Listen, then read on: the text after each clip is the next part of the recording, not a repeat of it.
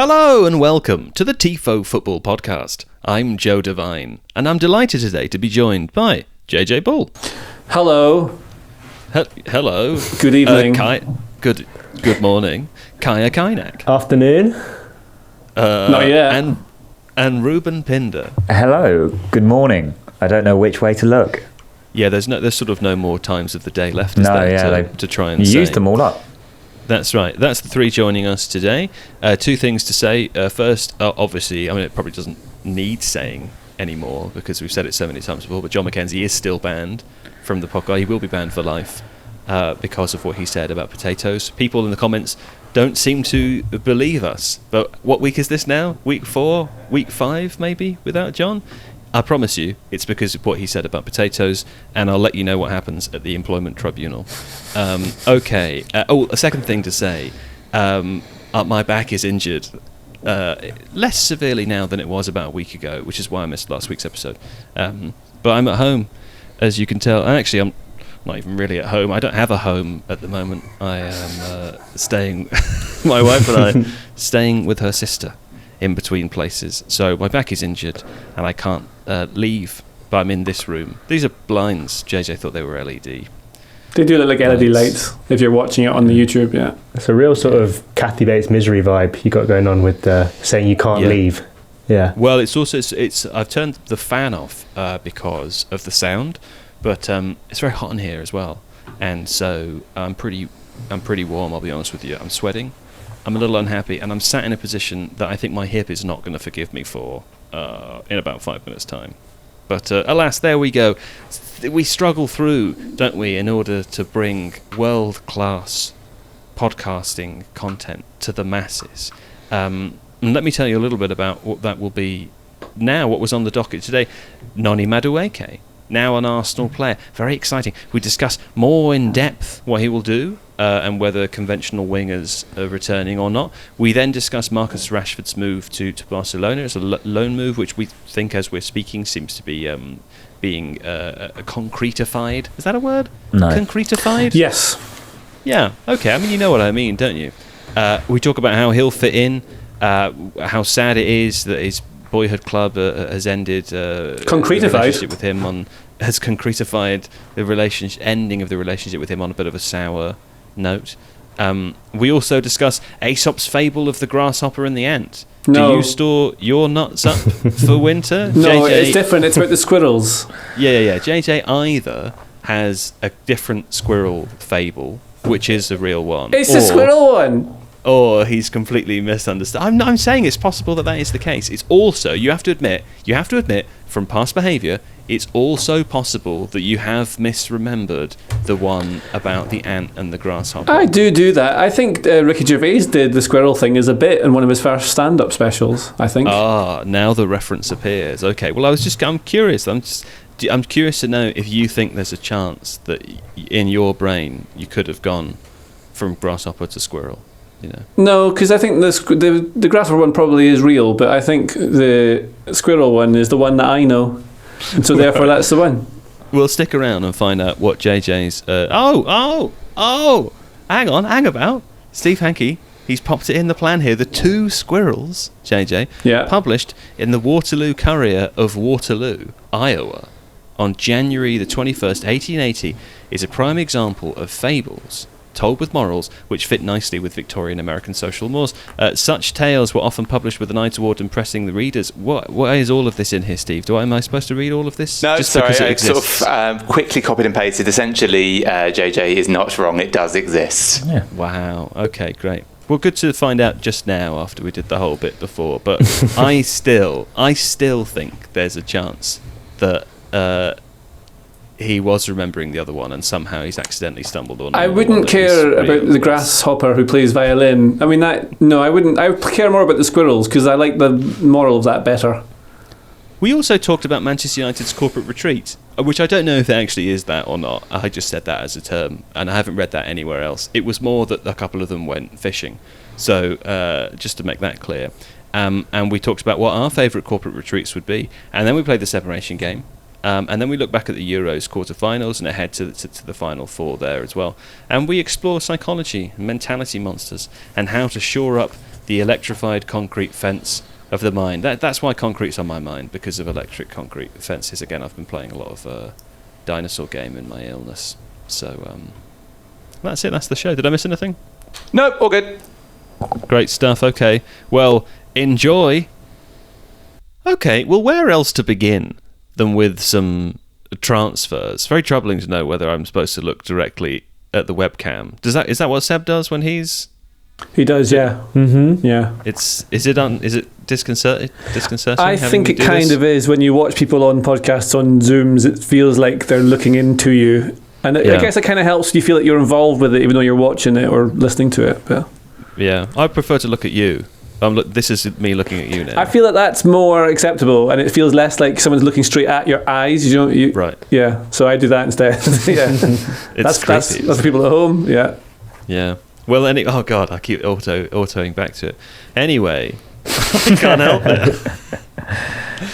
Where else to begin, of course, than with some transfers? Because transfers never stop happening during the transfer window, and indeed sometimes outside of the transfer window. The place we're going to start, though, is with a specific player, Noni Madueke, who's now an Arsenal player. Has moved from Chelsea. That signing was completed for a fee of £48.5 million, rising potentially to £52 million with add-ons.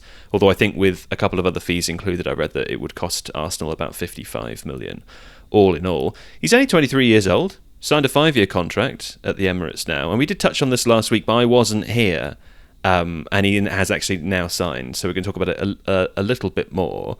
I think the main thing that I'm interested in, and Kaya, I might come to you for this as an Arsenal fan, is that there seems to have been, at least from my perspective, rather a negative reaction to this online, and I was curious about that, because on the one hand, I can understand the sort of the legacy of Arsenal buying players from Chelsea, and some of whom have worked out, others less so.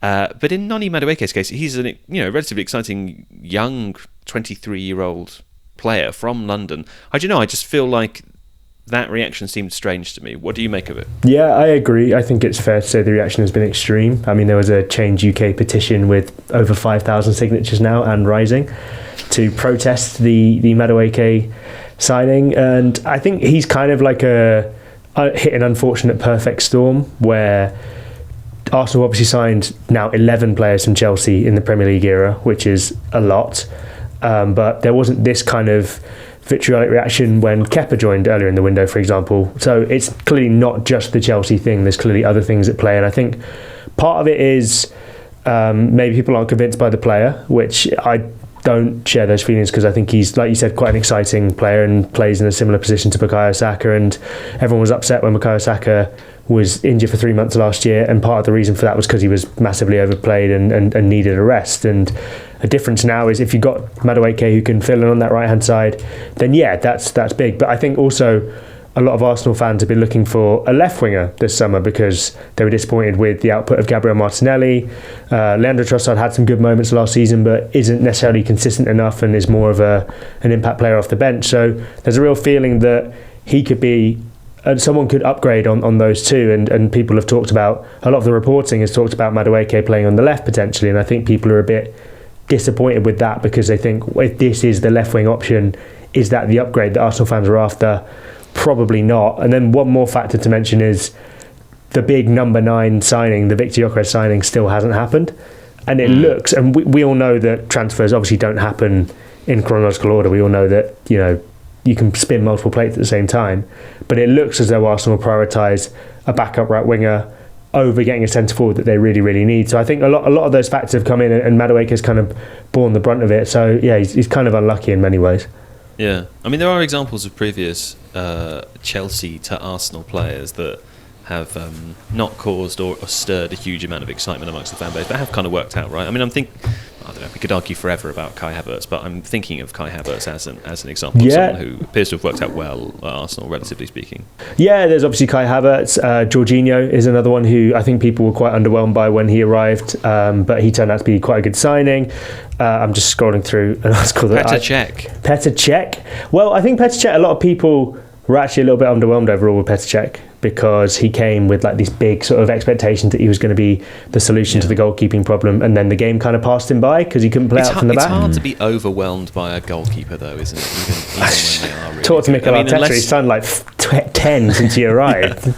Well, I'm thinking unless you're I'm blanking on the name of Manchester City's goalkeeper. Edison.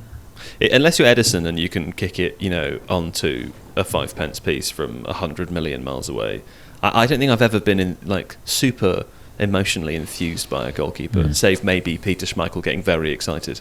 But they weren't even whelmed by Petr Cech. Like he was, right. He was. It was really, like you say, it was that moment when football was changing in a way that some goalkeepers like him were being left behind a bit. Like I remember, there's that clip that does the rounds every now and then of Cech trying to pass, or Arsenal trying to play out from the back with maybe Mustafi and maybe Socrates or Koscielny, like that era. And the ball comes across to Cech and he tries to play it to his right centre-back and kicks it backwards, thankfully for him, out for a corner, not into his own net. I remember that. But that was symbolic of kind of a big change in style that maybe he was not. Yeah, he arrived at Arsenal the season before Pep turned up at Man City, which I think was a real sliding doors moment in the way football's gone. And now he got left behind. I think a player who gets forgotten who was actually quite good was Yossi Benayoun from Chelsea to Arsenal on loan. He was actually quite an effective signing, scored quite a lot of important goals. Arrived on the same day as Per Mertesacker and Mikel Arteta as well, so who are both still at the club. Both still at the club, exactly. And that doesn't feel like it's right in terms of like the generational element. Was that August 2011? Yes, right after the 8-2 loss to Manchester United. So that 8-2 really sparked a panic.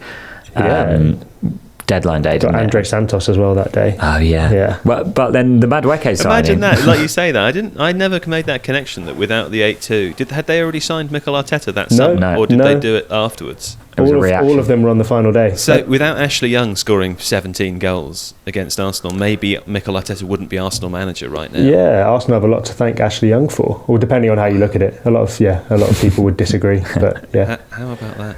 Hey JJ, I was thinking before.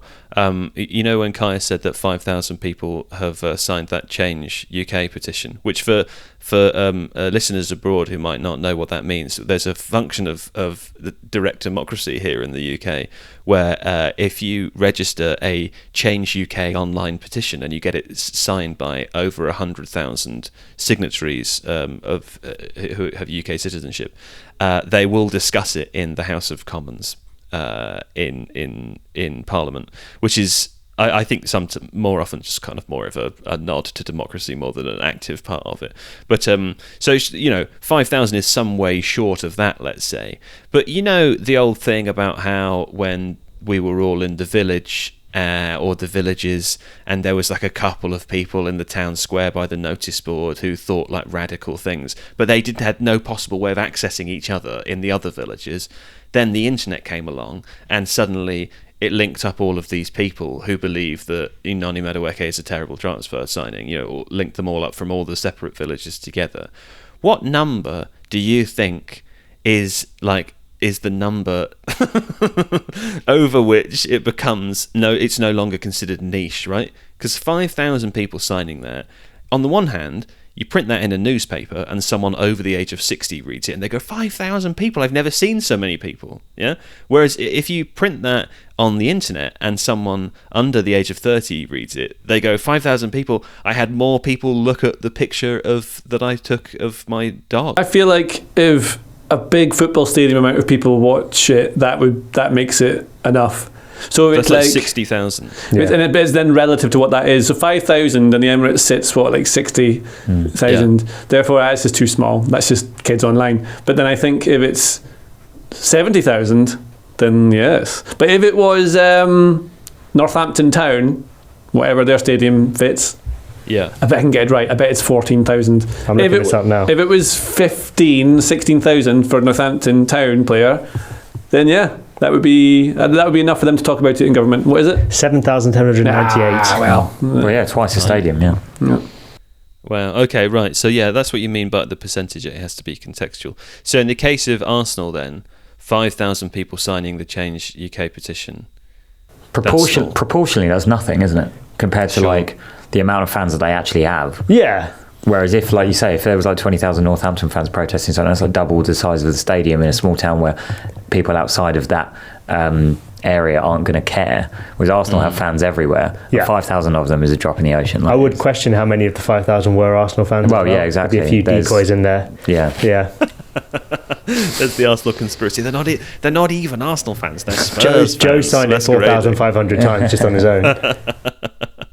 Well, anyway, I think Noni Madueke is probably going to be a good transfer, because I watched a video that JJ Bull made, and then I went around and told people all the things that he said as though I'd said them, JJ. I think people do that sometimes, and I'm all for it, although I feel bad that they will then be exposed as frauds for believing what I say.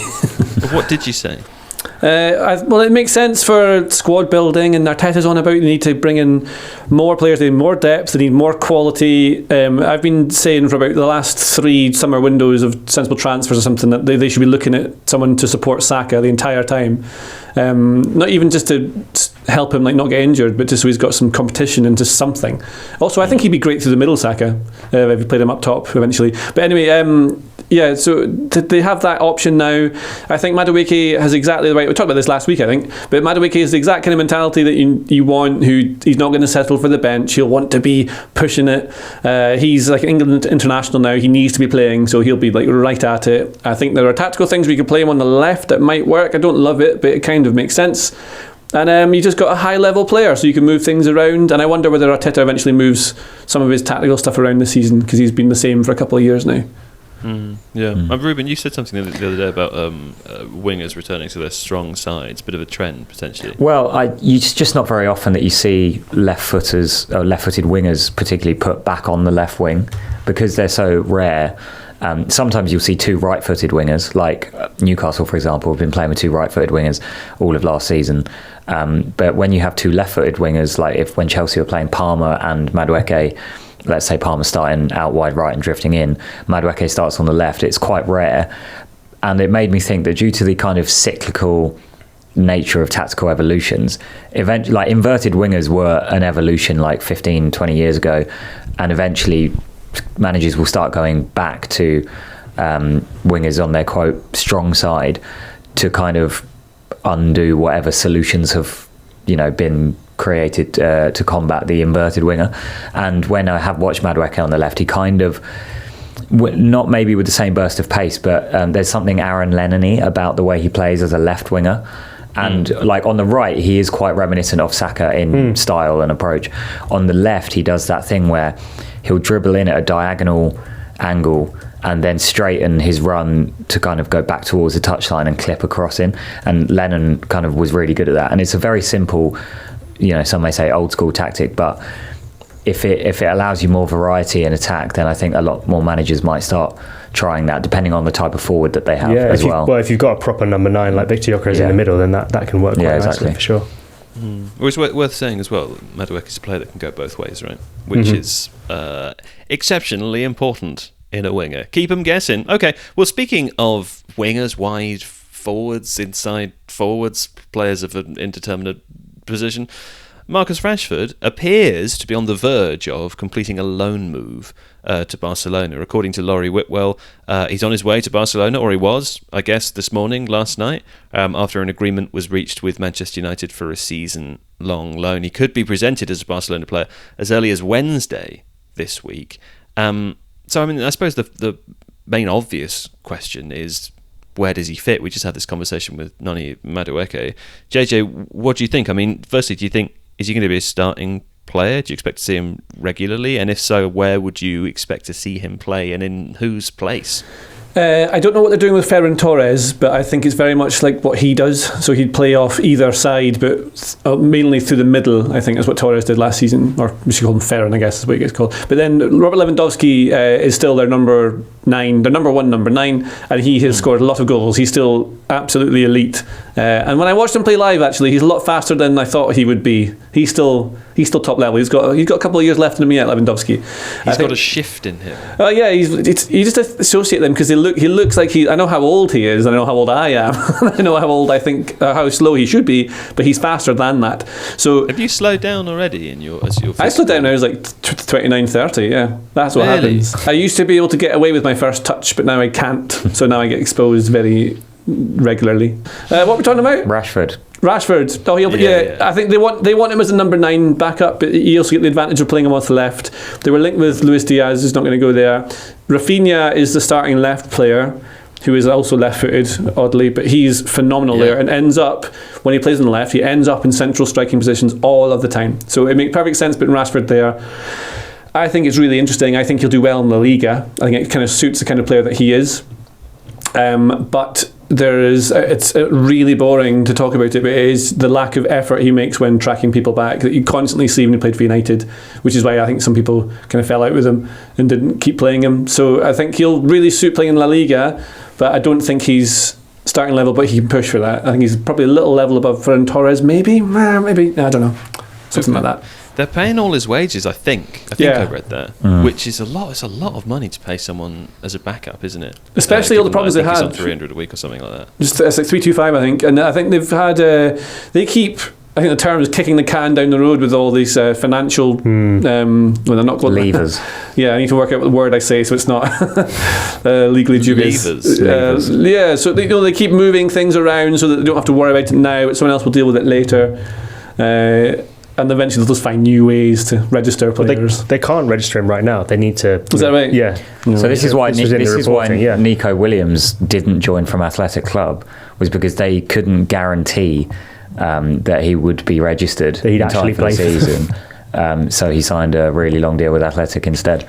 But yeah, so they can't guarantee that to Rashford, which makes the committing to 100% of his wages thing even more confusing.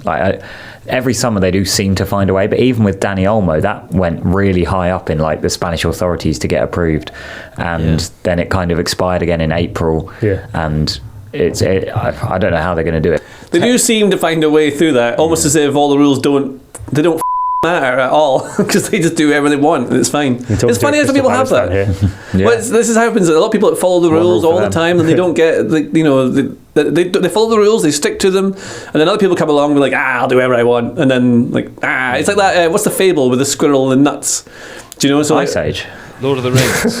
Yes. So you know the fable where the squirrel gathers all the acorns, whatever the hell they eat for winter, and then the lazy squirrel doesn't do it. He's like, you nerd with your acorns, and then winter comes. He's like, I should have gathered some acorns, and the other one says, you are welcome to have my acorns. What is the? Is that Aesop's fable? It's the grasshopper and the ant, isn't it? I'm pretty sure the grasshopper's you're sort of, flouncing around all summer, enjoying it. The ant is putting away. I think these are two separate stories. But it sounds like they have the same. Which one was moral. directed by Woody Allen? That was Mamma Mia. Yeah. Okay. Well, I mean, I've been doing that for years. I've been storing away squirrels in my loft, and one day I'm gonna get in there and harvest them. Steve's popped in here the ant and the grasshopper fable. Let me just read a little bit of it to you. Quite sure, actually. You could do the whole thing. Okay, I could read the whole thing? Terrific, I will, okay. On a bright day in late autumn, a family of ants were bustling about in the warm sunshine, drying out the grain they'd stored up during the summer, when a starving grasshopper, his fiddle under his arm, came up and humbly begged for a bite to eat. What? Cried the ants in surprise. Haven't you stored anything away for the winter? What in the world? What in the world were you doing all last summer? I didn't have time to store up any food, whined the grasshopper. I was so busy making music that before I knew it, the summer was gone. Ah, well, the ants shrugged their shoulders in disgust. Making music, were you? They cried. Very well. Now dance. And they turned their backs on the grasshopper and went to do their work. I feel like there has to be a lot more to this, Steve. This sounds a lot meaner than this sounds version. more. Yeah, this sounds more like a sort of arts versus get a job in the arts STEM. versus get a job, get a trade. Yeah. So Does feel like that, yeah. We don't They just Haven't said no. Haven't you saved any of the Neymar money? No, I was having too much fun buying Felipe Coutinho and Ousmane Dembele, and now we're. That's what it should be. I mean, the main thing I'm curious about here is, how rude these ants are. how feckless the grasshopper is, of course, but also how JJ's managed to remember the story so wrong. It's not that one. It's two squirrels. It's squirrels. Squirrels and It works. The outcome is completely different. It works. The sun's out. It's hiding. It's nice, and then they're the same animals. So it's not like a classist thing or like an arts versus. You know, that's this version's different. That's more like you should. I like the idea that studying film at uni, or you don't bother with that. You've based your life on this fable. You've changed Do maths, and you've changed the outcome of the fable so that you don't have to bury any nuts. That's not what it is at all. This two squirrels one is good. It's like it shows you have to think about things in the future. You can't just rely on it. But inevitably, the kindness of people should shine through. It's kind of what the squirrel one is. I think it's a good metaphor. It's a good moral of that story. It's a good metaphor. It's very clear. I don't know where the confusion has arisen. Indeed. Just to say as well, Joe, that is for children. That version. I've just realised. That version's for children. Yeah. Brutal, isn't it? That's what are they teaching the children? If they don't store away their grain, that they're going to have to dance until they die of starvation.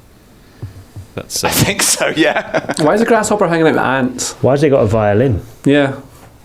Well, yeah, I know. He's making music. I think that's because of the sound they make, isn't it? You know. Oh. James and the Giant Peach. You ever seen James and the Giant Peach, Kaya? I've read the book. Yeah, well, there's the animated film. Well, I guess it's half live action, half animated film. A wonderful film.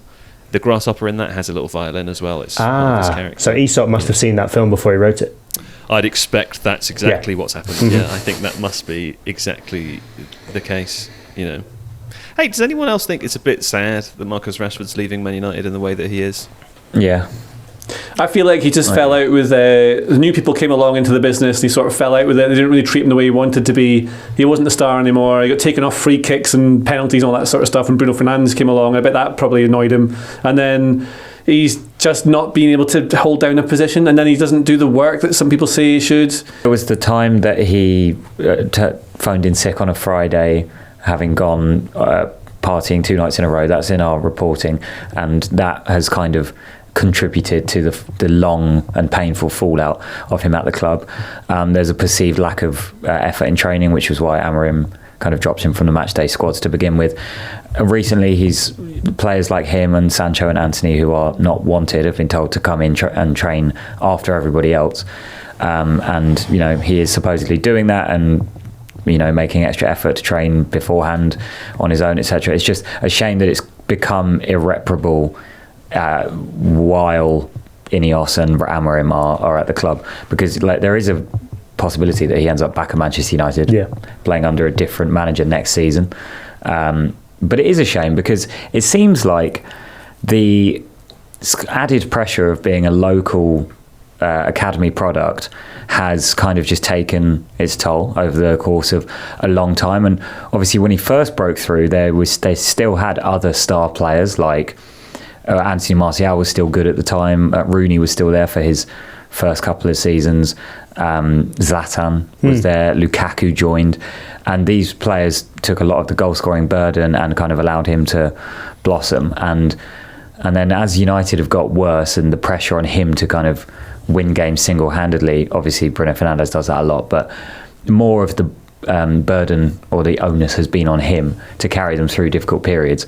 And he's only 27, so that will. But I would say he's 27, but he also started playing when he was really young. So I think there's probably parallels with like Raheem Sterling, like explosive players who then maybe don't have quite the same explosivity when they're in their late 20s. It also might be he just likes doing other things now other than football. It's not his fault he gets paid so much. Like, he's worth that when he got paid it. And it might be that he's just and then he's just not quite settled with all the things around him at his employment. So he wants. I think it's good that he's going somewhere else. He can just start afresh again and do that. Playing abroad will be great. Might give him a new. That's why I think he'll be good in the Liga, because I think he still will have explosivity that will work probably there. But when you're in the Premier League and everyone is like lightning fast, and if they're not, they get someone else in at fullback to play against you who's lightning fast. It's just gonna. You saw a few times last season when he was playing, he just didn't maybe push the ball ahead of a defender to take him on, when I think he would have done it in the past. And I can't tell whether that's maybe confidence. Or lack of routine of playing, or if he just doesn't quite have the same burst or believe he does. Because when you start playing, like we said, when you get older, you lose a slight bit of it, but you also might just like lose it in your head as well. You don't trust you can do it, so you don't try it so much. I remember watching Neymar towards the end of his time at PSG, and obviously his whole game was basically taking players on the left wing, opening up space and working his magic from there. And the amount of times that he would kind of motion to take somebody on down the left, opt against it because he didn't back himself to win that initial sprint and then pass inside, that was like the end of him at the top level. I don't think Rashford's quite there yet physically, but I know what you mean. Like over a long period of time, I think he'll do well at Barcelona. Basing your game around that does start to kind of wane. Yeah, there's a certain brutality, I think, to the way that he did leave the club, though, or is currently in the process of leaving the club. I think maybe particularly because Matheus Cunha had been assigned the number 10 shirt upon arrival, which Rashford has been wearing for years, and he's still technically at the club. He was still technically at the club, properly when the shirt was handed over. Still technically there on loan now. So I think, there is a world you can imagine where he comes back next year and plays for Manchester United again, maybe under a different manager with a different shirt number. I don't know. I think just for a few years, Rashford was the only bit of joy that Manchester United fans really had. As we say, he was a boy from Manchester. He came through the academy. He scored. Yeah. Was it those 2 goals against Arsenal early on? Was it on his debut? I think. Yeah. And the penalty against PSG in the Champions League as well, in that late dramatic win. Like absolutely. I mean, some big, massive moments, and along the way, if you think about the number of Manchester United players who most people would consider bigger, more expensive, more impressive, whatever, who've fallen by the wayside, as Rashford has gone through periods where he's come obviously up and down, waned in form. I feel like he's out-survived and out-manoeuvred many players that people would have considered better. And he did it for a long time. Presumably one of the reasons for that is because it's his team. So I don't know. I always feel like whenever a player from the local area who also supports the team leaves in a way like this, I feel like it's a little bit sad. I think people were sad when Scott McTominay left, and that was under like much less of a kind of cloud of controversy. But still, it was a circumstance where a player who was again like from the local area, that was a sort of fan favourite in many ways, but was pretty underrated, I think. Left because it was considered that he wasn't good enough. Left a squad that then finished 15th, 14th while he won Premier a League title next season. Well, he won a title. So I don't know. I feel like maybe it's a natural, normal, and important part of the process that Ineos and Amorim are taking the team through. That these elements have to be I don't know, evolved before the club can move on. But it's a little bit heartbreaking, I would say, I imagine, in some cases. Anyway, though, speaking of Ratcliffe, Man United drew 0-0 with Leeds. He wasn't playing in Stockholm. So that was their first game of pre-season. I didn't watch it, but I believe Matheus Cunha played in that game. But in the 48 hours before that happened, Jim Ratcliffe and co. went on what sounds a little, I don't think they've called it this, but it sounds like a corporate retreat, the sort that you hear the tech billionaires going on, although this one seems a little different. Ratcliffe, according to the Ineos website, and I'm reading from The Athletic now, is a passionate fly fisherman and has invested in farms around several key river systems in Iceland to help protect the North Atlantic salmon. Very nice. So amid the streams and hills of Iceland, Ratcliffe, Omar Barada and Jason Wilcox spent 2 days, firstly thrashing out a path forward for Manchester United, but also getting to know each other and nature. How exciting for them. Ratcliffe also apparently did propose that Ruben Amorim join the trip too, but after discussions, United's co-owner accepted that the team's head coach needed to be with his squad exclusively in the build-up. What a fucking lucky escape that is. Jesus Christ. Nearly had to go on the worst holiday of your life, but managed to avoid it and continue doing the worst job of your life. But this leads me to ask everyone in the room here, if you were in charge of a petrochemicals company and you had laid off lots of people, but you could go on a corporate retreat, where would you go, and what excruciating team task would you encourage that your your team did to help you bond and get to know each other, and nature, if indeed it is nature that you want to get to know. Well, the redundancies make any of it look quite bad, don't they? And the fact they're supposed to be looking for a sporting director, like, have they not got that? That's kind of on their plate. Yeah, I heard head there of was recruitment, a pretty smart, one of those pretty smart North Atlantic salmons who knew quite a lot about the Icelandic League. Okay. So going with the tides, or against them. Against them, yeah, true. Anyway, my bit wasn't supposed to be. It wasn't supposed to be that cynical. I don't know. I would go. I would go skiing. Skiing's fun. Skiing, yeah. Very dangerous skiing, though, isn't it? Yeah, I dislocated my shoulder skiing once. Yeah, but you're not taking the players, so. I would take the Manchester United executives to Rowan's in North London and make them do karaoke. That's a good idea. We've done that, and it's great. Yeah, and bowling as well. Bowling, snooker, arcades, everything. I'd force them to play snooker. Yeah. That'd be dreamy. Do you know, I went on a bus tour of Western Canada once, mostly British Columbia, a little bit of Alberta. And it was delightful. And they did two things on the bus tour that me, as a cynical Brit, initially found excruciating. But retrospectively, and almost, I would say immediately retrospectively, I had to acknowledge that they were effective. Not necessarily team building, but sort of introductory elements. The first was that on day one of the bus tour, we were driving between Vancouver and Whistler, which I think was like a 3 or 4 hour drive. Very scenic, very pretty. But it was also it was one where notoriously people get a little bit car sick because you're sort of upwinding through the Rockies up there, and apparently it had been worked out over time that this was the best day to do the.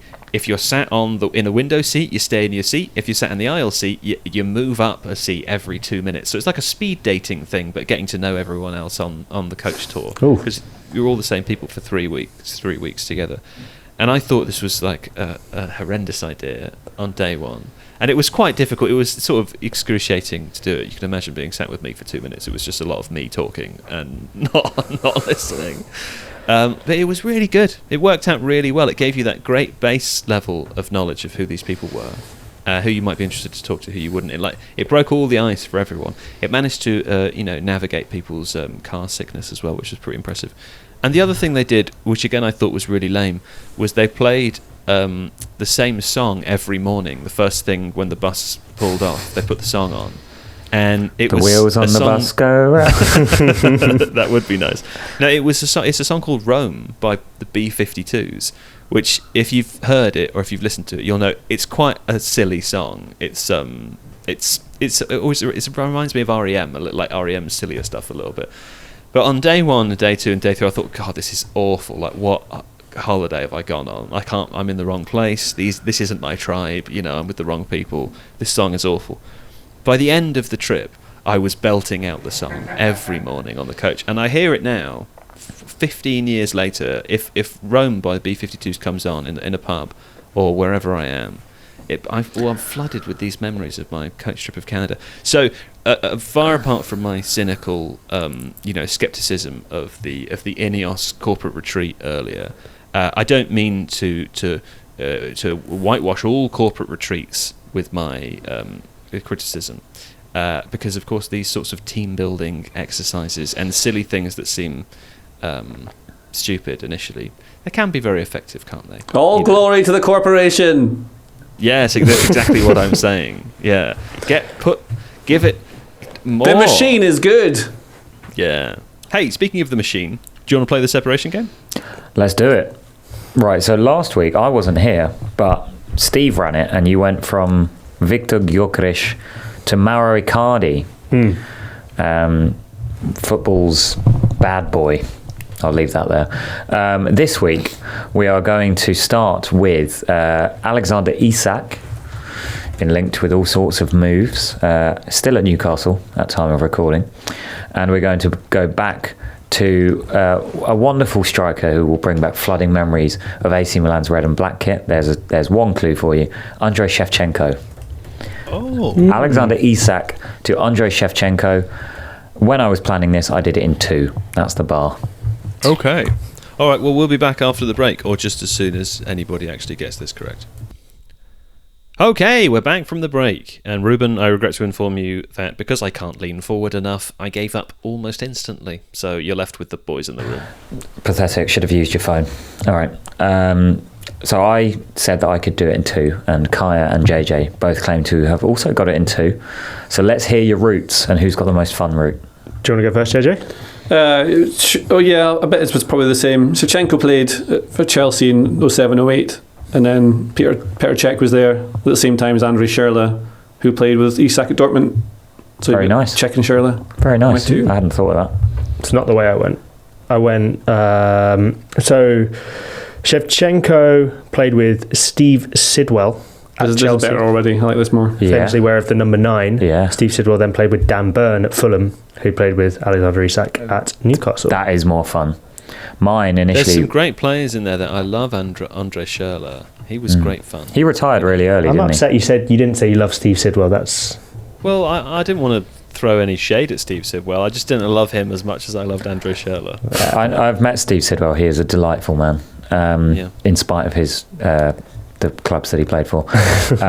My route was Shevchenko played with Kaká at AC Milan, of course, who at Real Madrid played with Nuri Sahin, oh wow, who played with Isak at Borussia Dortmund. nice, Yeah. very nice. There we go. Wow. We all got it. Recently out of work manager Nuri Sahin, right? Yeah, he was Yeah. Dortmund manager last season.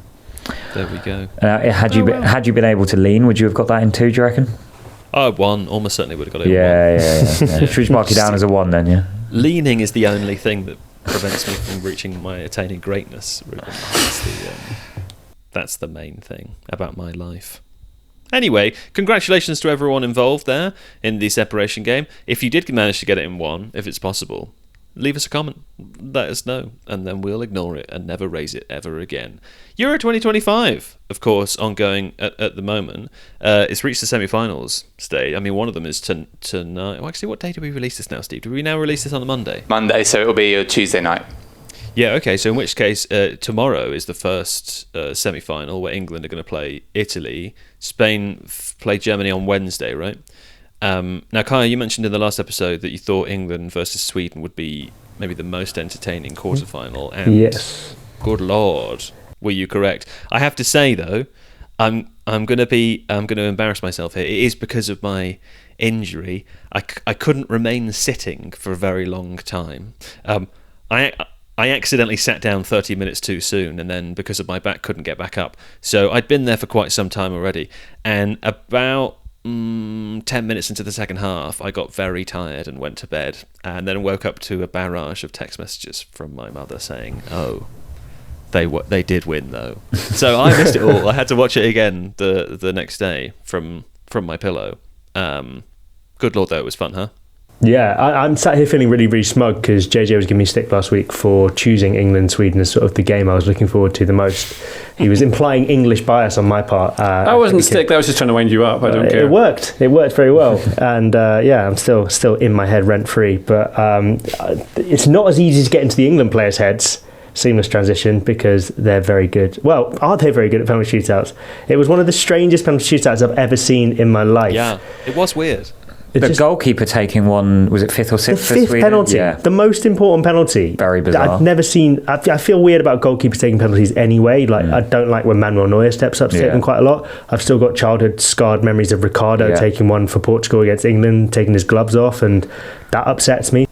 It was Jennifer Fark, by the way, Sweden's goalkeeper, who had the chance to put them through with the 5th penalty, but didn't. Lucy Bronze had the right approach in that shootout of just leathering it down the middle and scoring, which a lot of them did not do. But other than the bizarrely quite poor penalty shootout, except for a few, I only caught the end of extra time here, so I missed the dramatic late comeback. But it seems like after the France game, England had kind of readjusted the balance of the team with Toon coming in and James going out wide, and that seemed to work great. And then I kind of was half watching the first half in a bar, and England were 2-0 down after 25 minutes. So were they as bad as that suggested?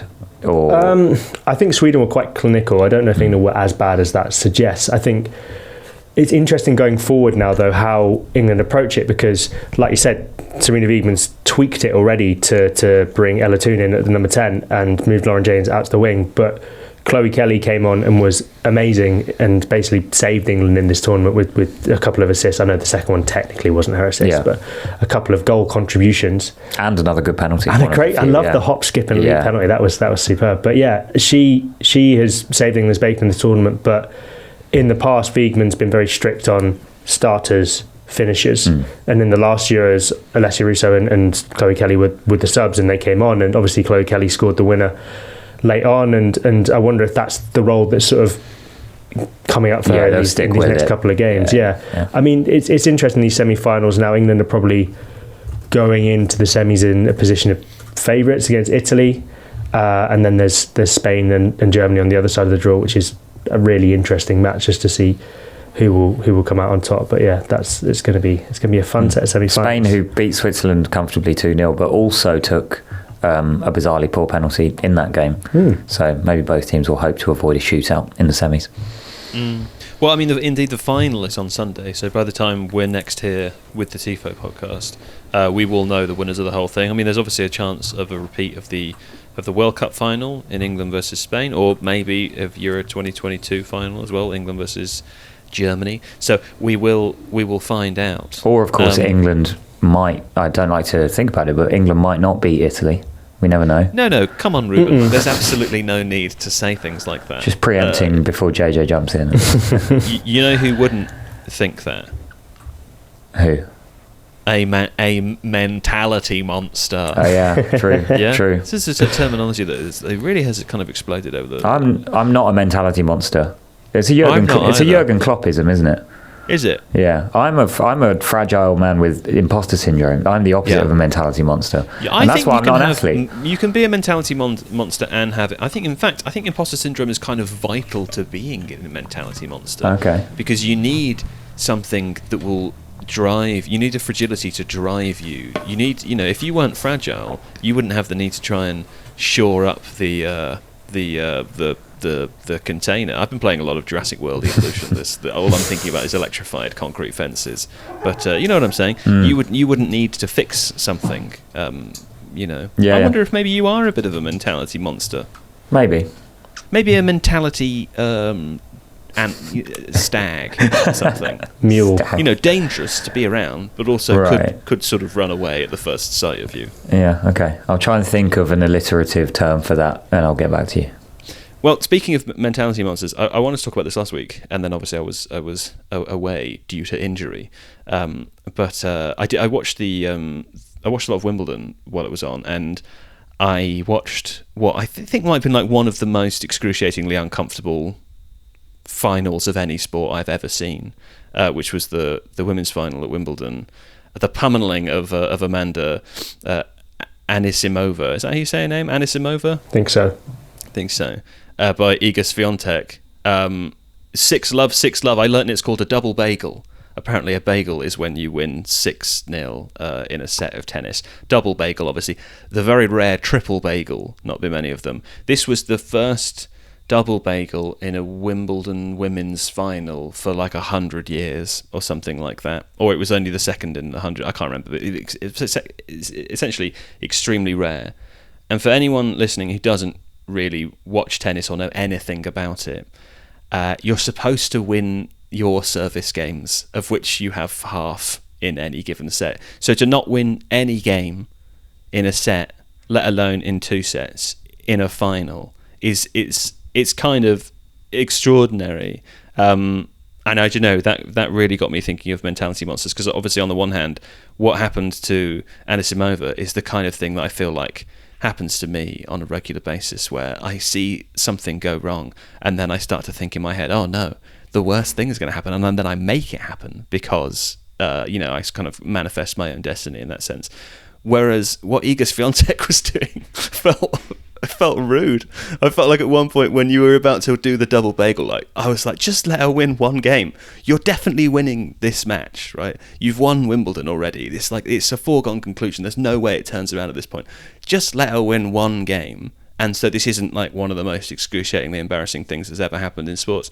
And she didn't. She absolutely hammered her in that final. She didn't let up for a second. And I guess that's what you have to do to be a big sporting star, right? You just have to be totally driven and not feel any sympathy. And if it was obvious that she was tanking a specific game to avoid the double bagel out of kindness, that would bring the whole competitive nature of it into question. Yeah. You know, that's not Wimbledon. Momentum's a big thing in tennis as well. Can't take that risk. I just like the idea that Anisimova at the end of the first set was like, well, okay, at least I'll try and win a game in the next set. And then by once you got to 5-love down the set, she's like, oh God, this is I'm not going to win anything. It's extremely Man City Watford FA Cup final. Yes. Yes. Just immediately 2-0 and you're like, oh well, never mind. Yeah.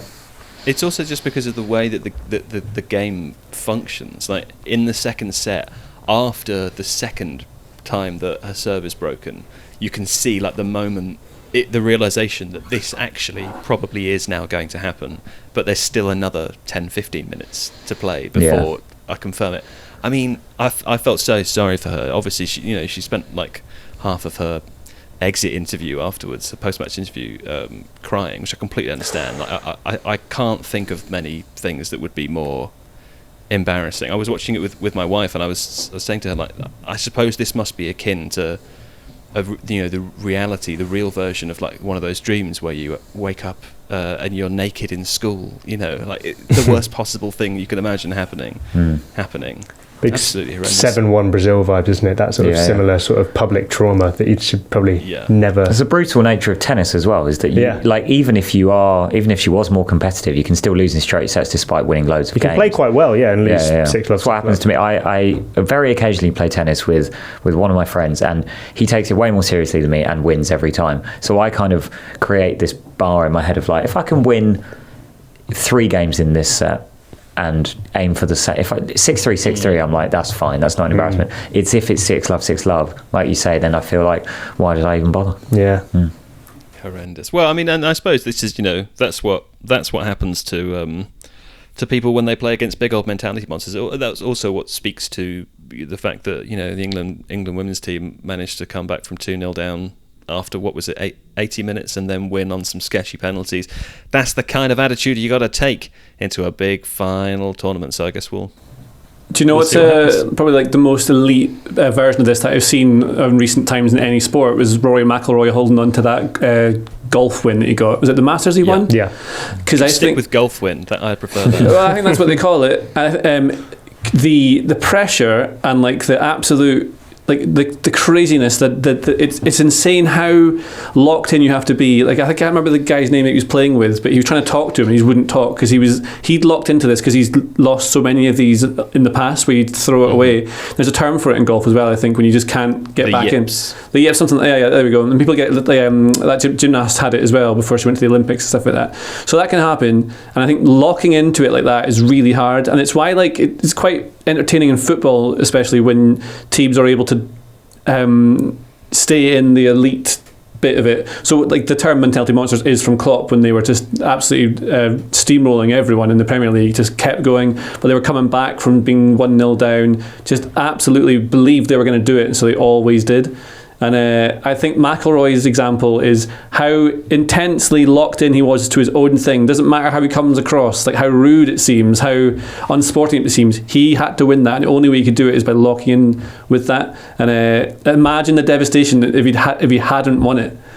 And he almost didn't. It was so close at the end. I think that's probably more painful than getting battered 6-0, 6-0. My favourite example of this would be in 2019 when Ben Stokes hit 135 not out so that England beat Australia in the Ashes, kept the series alive when they were 9 down, and he had to protect his batting partner from having to hit many balls, and that was Jack Leach's famously like the best 1 not out of all time. And there were some moments where he really should have lost, but he, with his incredible mentality, capitalised on those hiccups from Australia, and it was one of the greatest days in Test cricket history. Just any excuse to bring that up. Kaya, you got one before we finish? Oh God, you don't have to. I just feel as though we've been around the table. No, it's okay. I'm sure I can think of one in terms of like locking in, not being that bothered if you're rude to someone. I suppose Andy Murray in the sort of towards the end of Wimbledon, that amount of pressure that was on him, and the sort of because everyone expects him to lose so many times, especially when he was up against Djokovic in the final. And I think the expectation, I know he was a very good player at the time, I think the expectation was that he would struggle, or that he had this sort of fragility, this mental fragility. And I think a bit similar to Rashford earlier when we were talking about how like he carried the weight of Manchester United. I mean, Andy Murray was carrying the weight of literally a whole country and over 100 years of history, and came through it pretty well. So yeah. Yeah, but only 2 weeks a year though. Nobody else cares. Right. Well, that's it, I suppose, isn't it? Is that it now, Steve? Do we do anything else? That's good. Great. All right. Well, Kaya, JJ, Ruben, thanks very much. Thank you. Steve, thank you. Thank you. To you, sir. And hope to be back in the studio next week. But I make no promises because my body is broken.